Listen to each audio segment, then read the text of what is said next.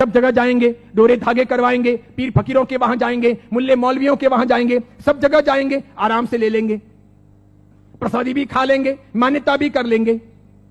शिरडी के साईं बाबा को बहुत लोग मानते हो, जिनके इतिहास को 100 साल अभी पूरे हुए ईस्वी सन 2018 में। ईस्वी सन 1918 में इन्होंने शिरडी में समाधि ली थी, ऐसा कहा जाता है। 100 साल इनकी समाधि को पूरे हुए। कई लोग इनको भगवान मानते हैं, कई लोग इनको चमत्कारिक देव मानते हैं, कई लोग इनको महापुरुष मानते हैं, वहां जाते हैं और मत्था टेकते हैं। जरा सुनिए ये कौन थे। मेरा दावा है, हिंदू हो या जैन हो, जो इनको मानते हैं, उन 100 में से 99 लोगों को भी यह पता नहीं है कि ये कौन थे। 99 लोगों को भी यह पता नहीं है कि ये कौन थे, कौन है, इन्हें क्यों लाया गया, ये 99 को पता नहीं। बेवकूफी की पराकाष्ठा देखो, जब पता नहीं और मानते हैं, पता नहीं और स्वीकार करते हैं, पता नहीं और पूछते हैं। बहरुद्दीन पिंडारी नाम का एक व्यक्ति था, यह अफगान से यहां आया था, यह पिंडारी जाति का था।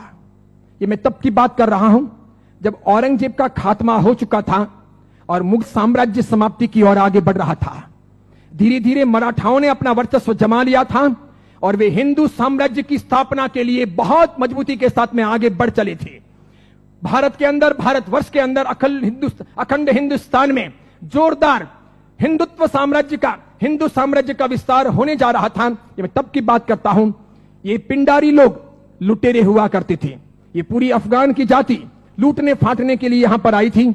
मुगलों के काल के अंदर इसने अच्छी खासी मात्रा में जगह जगह लूटपाट की थी।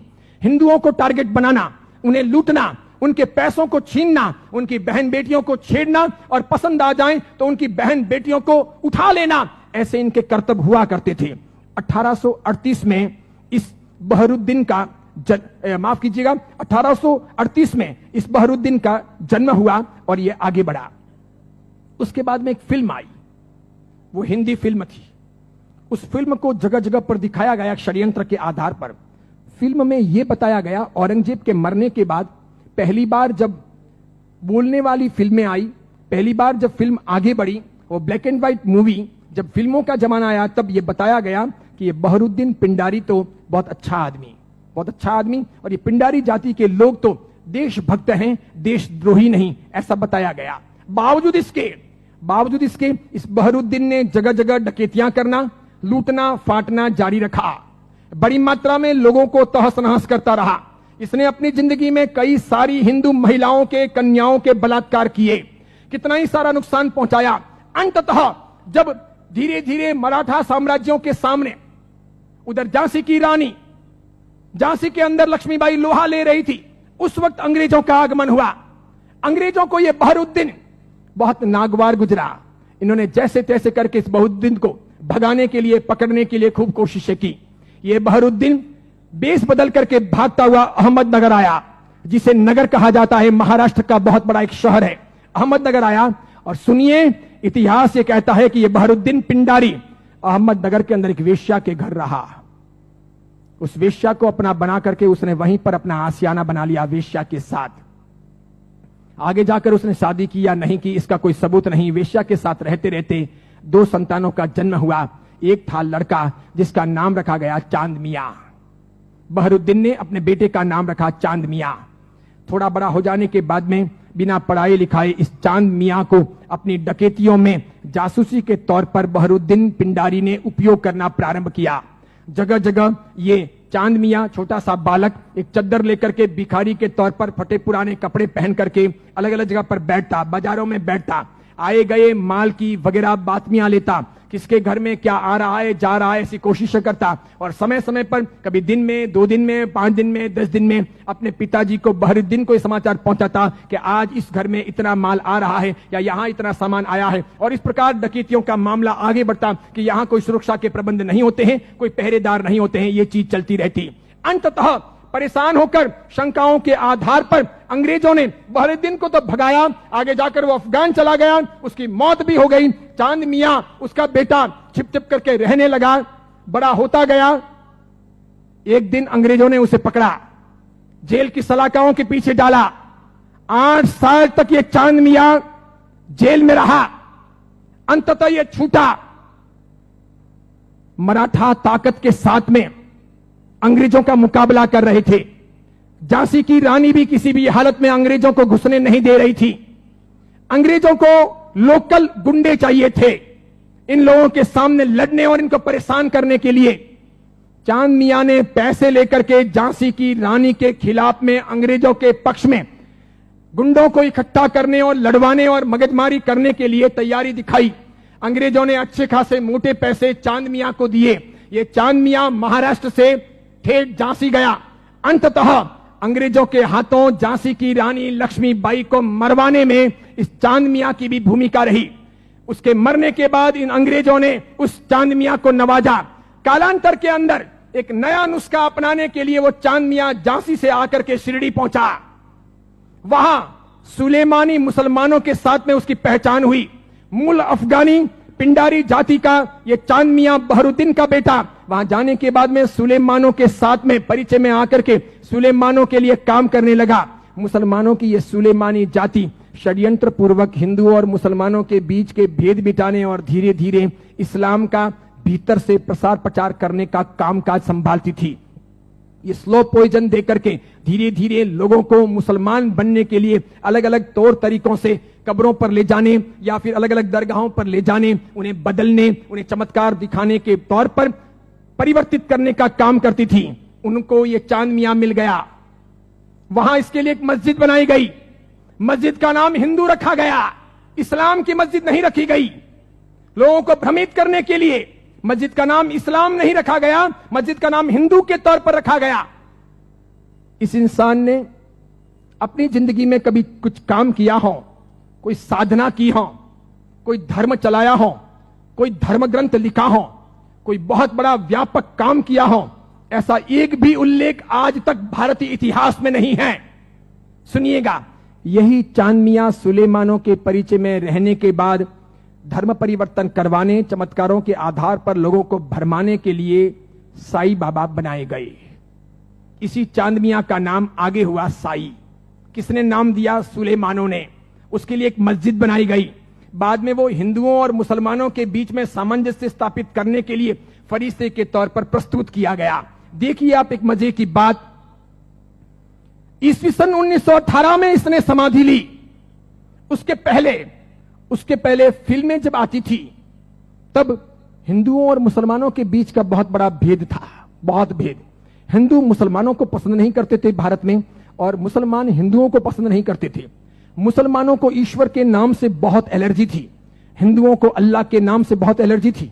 अगर आप थोड़े बहुत भी अपने प्राचीन काल में जाएं, मेरे जमाने के आसपास पहुंचे, ईस्वी सन 60 और 70 के दशक में पहुंचे, ईस्वी सन 1960 1970, और तब के जमाने में जितनी फिल्में आई तो फिल्मों में कहीं ना कहीं अल्लाह लाने पड़ते थे या फिर ईश्वर लाने पड़ते थे। बिना उनके काम चलता नहीं था। इन फिल्मों के आधार पर ही फिल्में हिट होती थी, फिल्में चलती थी। उस समय मात्र लटके मटके लेना, कमर को नचाना, ठुमके लेना और उससे फिल्म चल जाएगी, ऐसा होता नहीं था।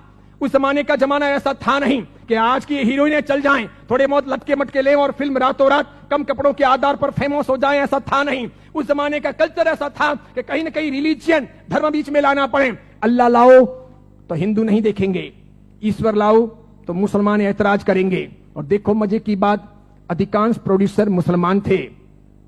अधिकांश पाकिस्तान से, सिंध से, पंजाब से और कश्मीर से आए हुए हीरो और हीरोइन ये भी मुसलमान थे। लेकिन नौबत ये थी कि ये मुसलमान हिंदुस्तान के बाजार में अपने असली नाम से चल नहीं सकते, और इसीलिए दिलीप कुमार मुसलमान, उसको अपना नाम बदलना पड़ा। मीना कुमारी मुसलमान, उसको अपना नाम बदलना पड़ा। सुरैया देवानंद से शादी करना चाहती थी, लेकिन मुसलमान होने के नाते स्वीकार नहीं किया गया। पिता ने अनुमति नहीं दी कि हिंदू के साथ शादी नहीं हो सकती, उसे भी अपने नाम बदलने पड़े।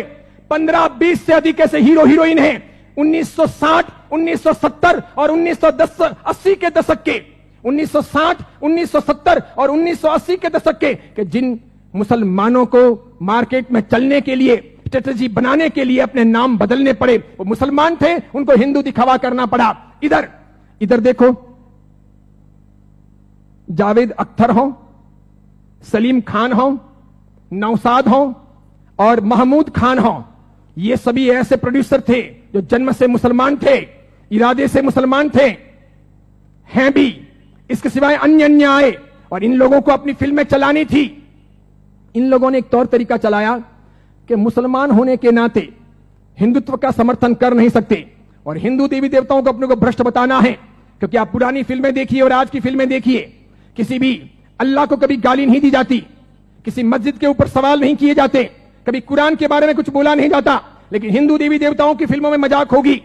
किसी भी हिंदू देवी देवता को मानने वाले पंडे पुजारी को भ्रष्टाचारी, नालायक, रैप करने वाला बताया जाएगा। लेकिन किसी पादरी को, किसी भी मौलवी को रैप करने वाला या भ्रष्ट काम करने वाला नहीं बताया जाएगा। ये सब योजनाएं थी, वो मुसलमान प्रोड्यूसरों ने आगे बढ़ाई। बढ़ाते बढ़ाते उन्होंने वहां बढ़ाई कि उन्होंने देखा कि किसको लाया जाए। तब उन लोगों को साईं बाबा को लाना ठीक लगा कि ये है तो मुसलमान, लेकिन हिंदुओं के बीच में खप जाएगा। है मुसलमान, हिंदुओं के बीच में बिक भी जाएगा। है मुसलमान, हिंदू मुस्लिम के बीच में अपना रास्ता अच्छा सा तय करवा देगा। तो पहली आई 1977 में फिल्म अमर अकबर एंथोनी। ऋषि कपूर ने उसमें इस साईं बाबा के नाम पर एक लाजवाब गीत गाया। हाथों हाथ वो बिका, फिल्म बहुत चली। देखो आप, फिल्म हिट हुई, बाबा भी हिट हो गए। फिल्म हिट हुई, बाबा भी हिट हो गए। मुझे यह बताओ, साईं बाबा का कौन सा धर्म ग्रंथ है? उन्होंने अपनी जिंदगी में, ये चांद मियां ने जो 8 साल तक जेल रहे, पिताजी के लिए जासूसी का काम किया, अंग्रेजों के हाथों बिके, झांसी की रानी लक्ष्मीबाई को मरवाने में जिसकी भूमिका रही, मराठाओं को बदनाम करने के लिए उसने बहुत काम किया, मराठाओं के स्वाभिमान को तोड़ने के लिए उसने बहुत काम किए, बहुत काम किए। क्योंकि मराठा एकदम पक्के कट्टर हिंदुत्ववादी, उन्हें यह मंजूर नहीं था, तो उनके स्वाभिमान को ठेस पहुंचाने के लिए उसने बहुत काम किए। और उस आदमी को रातों रात साईं बाबा बना दिया गया, महिमा मंडित कर दिया गया। कैसी जोरदार ये सेल्स पॉलिसी थी। हाथों हाथ बाजार में बिके। कैसे बिके कि जब पहली बार 1918 में इन्होंने समाधि ली, तो 1918, 1919, 1920, 1921, 1922 का ऑडिट देखिए, तो इनके शिरडी के साईं बाबा मंदिर का ऑडिट का आमदनी का स्रोत है 1800 रुपए, 2000 रुपए, 2500 रुपए, आखिर में है 3200 रुपए। 1918 से 1925 के बीच में 3200 रुपए की आमदनी वाले ये बाबा क्या हिट हुए, और पागलों की तरह हिंदुओं ने और जैनों ने कितना उनको हिट किया, कितने वो वहां गए, कितने मत्थे टेके और कितना पैसा बर्बाद किया कि आज शिरडी के साईं बाबा के मंदिर की वार्षिक आमदनी है 371 करोड़, 371 करोड़। वहां मुसलमान जाने वाले 5% भी नहीं, वहां जाने वाले मुसलमान 5% भी नहीं, और जाने वाले हिंदू और जैन 95%, पैसे खर्च करने वाले अधिकांश 95%। मुझे बताइए, हिंदू धर्म के कौन से ग्रंथ में इनके बारे में क्या लिखा है? उपनिषदों में, वेदों में, महाभारत में, रामायण में, उसके बाद के किसी साहित्य में कि कभी शिरडी के साईं बाबा होंगे या हुए हैं, क्या वो फरिश्ते हैं, वो कोई अवतारी हैं, वो कोई हिंदू देवी देवता हैं? बिल्कुल नहीं। लेकिन हिंदू धर्म को भ्रष्ट करने, उनको बहलाने फुसलाने के लिए काम किया गया और ये सफल हो गया, सफल हो गया। हाथों हाथ ये बिक गए। आज तो देखिए, आज हिंदुस्तान के अधिकांश हिंदू मंदिरों में हिंदुओं के देवी देवता छोटे हो गए हैं, साईं बाबा बड़े हो गए हैं। हिंदुओं के देवी देवता साइड में हो गए हैं, साईं बाबा प्रमुख हो गए हैं। हिंदुओं के देवी देवता कम कमाऊ हो गए हैं, साईं बाबा अधिक कमाऊ हो गए हैं। जिसको भी अपनी दुकानदारी चलानी हो और भगवानों के नाम पर, देवी देवताओं के नाम पर पैसा कमाना हो, साईं बाबा की मूर्ति ला दो। आप भी प्रयोग कर सकते हो। दुकान बराबर नहीं चलती हो तो दुकान के बाहर बिठा दो, धनाधन उसका गल्ला अच्छा चलेगा, आपकी दुकान के गल्ले से भी अच्छा। बस ऐसी बात हो गई। चमत्कारों के तौर पर मुझे बताइए कि उन्होंने क्या किया, उनसे क्या हुआ। बताइए कि शिरडी जाने वाले सभी लोग अमीर हुए, सभी की गरीबी दूर हो गई, सब लखपति करोड़पति हुए, अरबपति हुए? क्या सभी के दुख दूर हो गए? जो वहां गए और हर साल जाते हैं, क्या वो बीमार नहीं पड़ते? क्या उनके घर में बाल बच्चे बराबर पैदा होते हैं, वे वांझिए नहीं रहते? क्या उनके वहां पर किसी का एक्सीडेंट नहीं होता, दुर्घटना नहीं होती? क्या शिरडी जाते हैं और मानते हैं उनके सब ख्वाब पूरे होते हैं? बताइए मुझे। और दूसरी बात, एक जैन परंपरा में जन्म लेकर, अरिहंत को मानकर, सुदेव सुगुरु सुधर्म के आधार पर चलकर आपको कौन सा दुख हुआ, कौन सी भीख मांगनी पड़ी, कौन सी तकलीफें हुई? अरे मजारों पर जाकर अगर बीमारियां दूर हो सकती थी, कब्रिस्तानों पर जाकर अगर बीमारियों से हम मुक्त हो सकते थे, या शिरडी के साईं बाबा के वहां पर मत्था टेक करके हम अपने रोगों से मुक्त हो सकते थे, तो फिर बड़े बड़े अस्पतालों के निर्माण की आवश्यकता क्या थी? बीमारियां जब मजारों पर और शिरडी के साईं बाबा के वहीं पर दूर हो जाएगी, तो फिर अस्पतालों की जरूरत क्या है? कितनी बड़ी मात्रा में हिंदुओं का शोषण हो रहा है। देखना आप, आने वाले कुछ समय के बाद हिंदू धर्म दो भागों में बंट रहा है। आज मैं उद्घोषणा कर रहा हूं, यह बहुत बड़ी भविष्यवाणी है। इन दोनों के बीच में गहरा संघर्ष चलेगा और इन दोनों के बंटवारे में, इन दोनों की लड़ाइयों में दूसरे धर्म के लोग हावी हो जाएंगे। वे अपना रास्ता तय कर लेंगे और इस प्रकार उनका षड्यंत्र सफल हो जाएगा। आगे जाकर के अब दो प्रकार के हिंदू आपको देखने को मिलेंगे। हिंदू धर्म दो भागों में बंटेगा, एक साई भक्त हिंदू, दूसरे सनातनी हिंदू।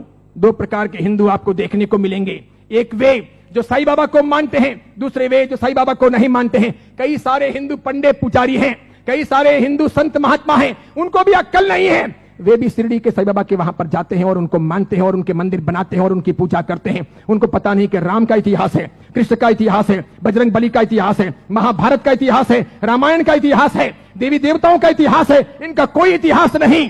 ये हिंदू नहीं, ये साधक नहीं।